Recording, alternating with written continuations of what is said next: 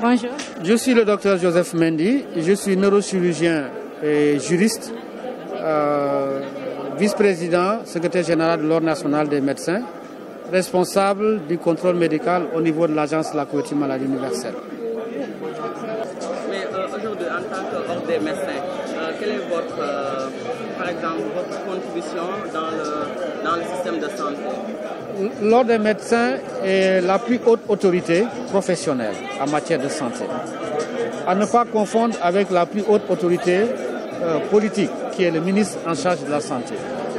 Alors le rôle de l'Ordre, il garantit les conditions d'exercice, les conditions déontologiques d'exercice. Et entendez par là les conditions déontologiques, c'est l'ensemble des règles qui s'imposent à tous les praticiens médicaux au Sénégal, qui doivent respecter. Et donc l'Ordre veille sur le respect des règles d'exercice de la médecine.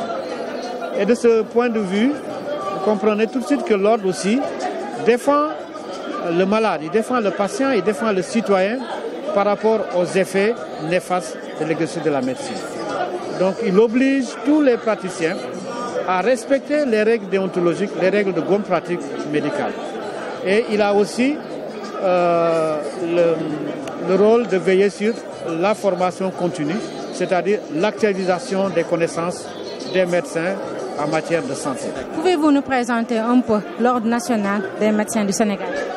L'Ordre national des médecins, comme j'ai dit, selon la loi 66-69 du 4 juillet 1969 portant les conditions d'exercice de la médecine, et l'Ordre national des médecins dispose que l'Ordre national des médecins est la plus haute autorité en matière de profession médicale. Et de ce point de vue, il veille, son rôle c'est de veiller sur le respect de toutes les règles de pratique médicale et surtout les règles de bonne pratique médicale. Premièrement. Deuxièmement, il est le conseiller privilégié du gouvernement. Le ministre vient de me dire tout à l'heure qu'il a une commission dans laquelle il aimerait que l'Ordre siège. Et c'est peut-être cela, l'Ordre va pouvoir exercer son rôle de conseiller au niveau des pouvoirs politiques. Donc il se prononce sur toutes les questions de politique publique en matière de santé sur lesquelles il est consulté par le gouvernement. Et enfin, c'est la défense de l'honneur et des traditions de la profession médicale. Évidemment, la défense également de tous les membres, c'est-à-dire de tous les médecins qui sont injustement attaqués dans l'exercice de leur profession. Voilà en sorte le rôle de l'Ordre national des médecins.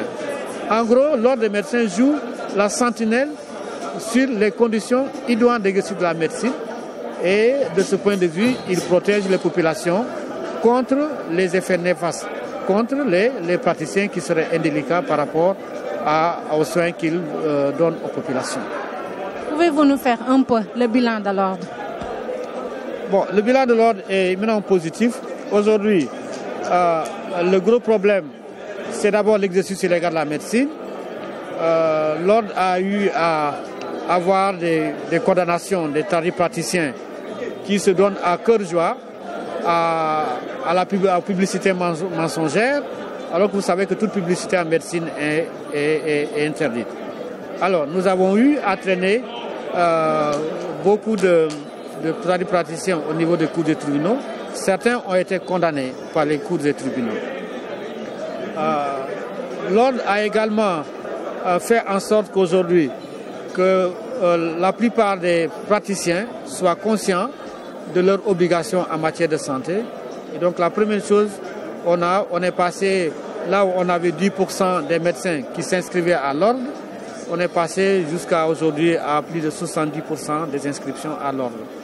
Et vous savez que La première condition d'exercice de la médecine, c'est d'abord d'être inscrit à l'ordre, auquel cas on fait l'exercice illégal de la médecine. Et donc nous avons pu assainir quand même le secteur concernant les médecins qui sont de plus en plus conscients de leur obligation de s'inscrire et de leur obligation de respect les règles de pratique médicale. Autre activité de l'ordre, nous avons eu aujourd'hui à instruire certaines plaintes des populations qui ont été victimes des agissements négatifs de certains collègues. Bon, je ne vais pas citer les noms, je ne vais pas vous dire combien, mais en général, les plaintes de toutes sortes, il y a des taux de surfacturation, les manquements aux obligations des médecins en matière de soins. Et les collègues aussi ont eu à répondre de ces accusations devant le tribunal de l'ordre pour corriger ces dysfonctionnements. Merci beaucoup.